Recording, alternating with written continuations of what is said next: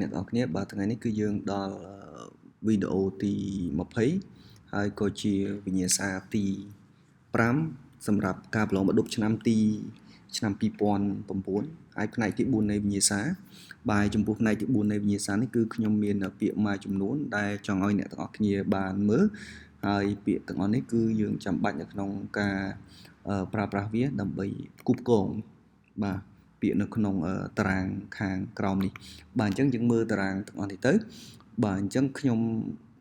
មិនបាច់ចាំអានការណែនាំទេដោយសារយើងត្រូវភ្ជាប់ពាក្យពី section A ទៅ section B តែម្ដងហើយខ្ញុំសូមបកប្រែនៅក្នុង section B មុន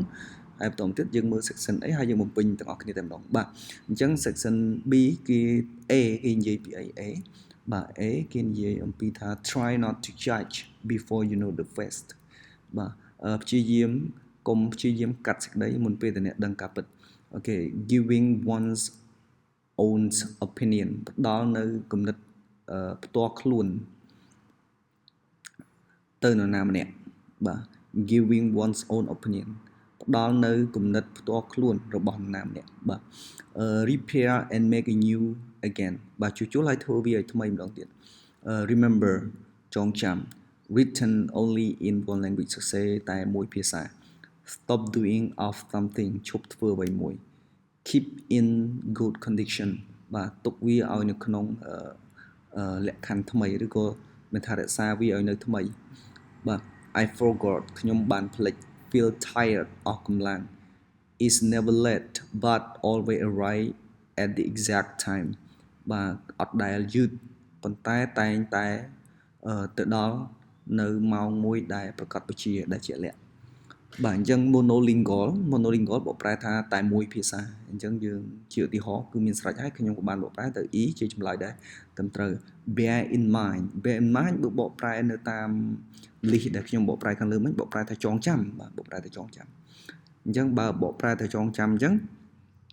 វាអាចមានកន្លែងណាដែលនិយាយពីការចងចាំបាទចងចាំមាន remember អញ្ចឹងចម្លើយត្រឹមត្រូវគឺ remember keep an open mind បាទ keep an open mind បកប្រែថារក្សាអារម្មណ៍វិជ្ជមានឬក៏រក្សាគំនិតមួយដែលវិជ្ជមានឬក៏បើកចិត្តបាទរក្សាការបើកចិត្តបាទអញ្ចឹងការរក្សាការបើកចិត្តហ្នឹងគឺបើតាមការបំពេញនៅក្នុងនេះការផ្ដល់ឱកាសឲ្យគេដទៃទៀតហើយមិនងាយចាប់កំហុសគេហ្នឹងគឺការទុកឲ្យយើងមានអារម្មណ៍វិជ្ជមានអញ្ចឹងការមិនចាប់កំហុសគេហ្នឹងគឺមានតែនៅក្នុងចំណុច anything ដែលជាចម្លើយមួយដែលយើងគួរជ្រើសរើសmaintain គឺបកប្រែថាថែទាំឬថែរក្សាអញ្ចឹងតើកន្លែងណាដែលនិយាយអំពីការថែរក្សាមានតែចំណុច in keep in good condition បាទរក្សាវាឲ្យនៅក្នុងសភាពល្អឬក៏លក្ខខណ្ឌមួយដែលល្អអញ្ចឹងគឺទៅចម្លើយ G personal ផ្ទាល់ខ្លួនដោយផ្ទាល់ខ្លួនអញ្ចឹងកន្លែងណាដែលថាផ្ដល់ស្អីគេផ្ទាល់ខ្លួនមិញហ្នឹងណាផ្ដល់គំនិតផ្ទាល់ខ្លួនមិញហ្នឹងបាទគឺចំណុច B giving one own opinion បាទចំណុច B ចំពោះលេខ6វិញ my mind went blank ខ្ញុំភ្លេចបាត់ទៅហើយបាទខ្ញុំភ្លេចបាត់ទៅហើយបាទអញ្ចឹងបើ my mind ចិត្តរបស់ខ្ញុំ went blank ទៅទទេអញ្ចឹងចិត្តរបស់ខ្ញុំទទេបាទអញ្ចឹងមិនថាភ្លេចអញ្ចឹងភ្លេចទៅពីអី forgot I forgot នេះឯងបាទទៅ H បាទងាយទេអ្នកនរគ្នា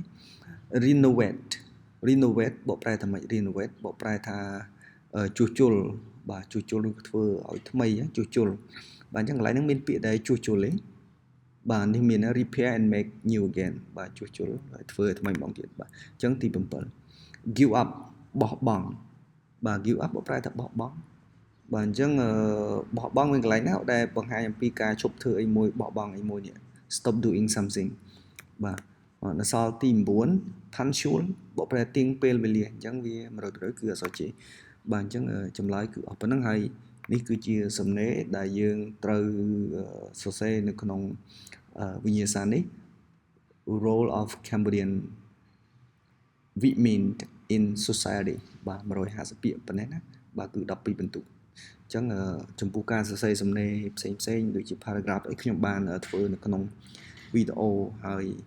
នៅក្នុង playlist មួយទៀតទាក់ទងទៅនឹង writing អ្នកទាំងនេះអាចឆែកទៅមើលបានបាទអរគុណច្រើនជួបគ្នាវីដេអូក្រោយ see you